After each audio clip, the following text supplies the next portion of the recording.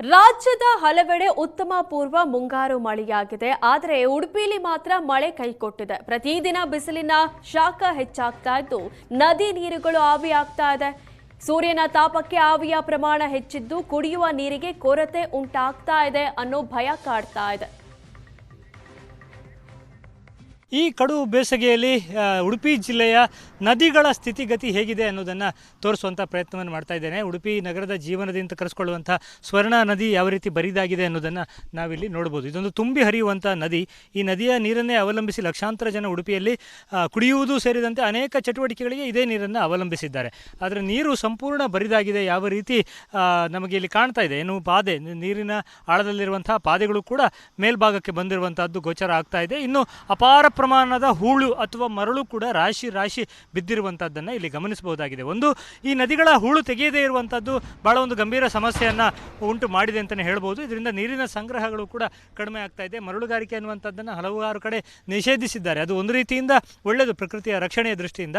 ಆದರೆ ಕೆಲವೊಂದು ಜಾಗದಲ್ಲಿ ಈ ರೀತಿ ತುಂಬಿರುವಂಥ ಮರಳು ಅಥವಾ ಹೂಳನ್ನು ತೆರವು ಮಾಡದೇ ಇರುವುದರಿಂದ ನೀರಿನ ಸಂಗ್ರಹ ವರ್ಷದಿಂದ ವರ್ಷಕ್ಕೆ ಕಡಿಮೆ ಆಗ್ತಾ ಇರುವಂಥದ್ದು. ಸೊ ಆ ದೃಷ್ಟಿಯಿಂದ ನಾವಿಲ್ಲಿ ನೋಡ್ಬೋದು ಯಾವ ರೀತಿ ನೀರಿನ ಪ್ರಮಾಣ ಇಳಿಕೆ ಆಗಿದೆ ಅಂತ. ಇದು ದಿನದಿಂದ ದಿನಕ್ಕೆ ನೀರಿನ ಪ್ರಮಾಣ ಇಳಿಕೆಯೇ ಆಗ್ತಾನೆ ಹೋಗ್ತಾ ಇದೆ.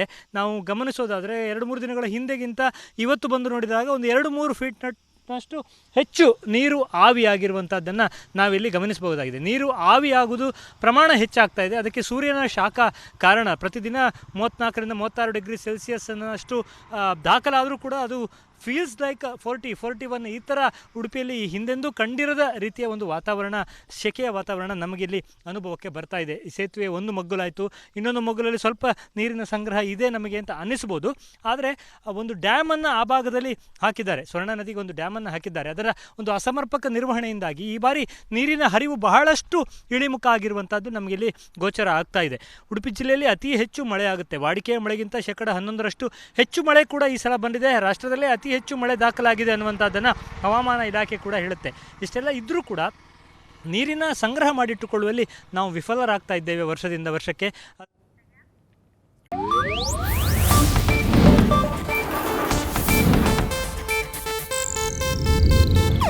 ಇದು ಏಷ್ಯಾನೆಟ್ ನ್ಯೂಸ್ ನೆಟ್ವರ್ಕ್ ಪ್ರಸ್ತುತಿ.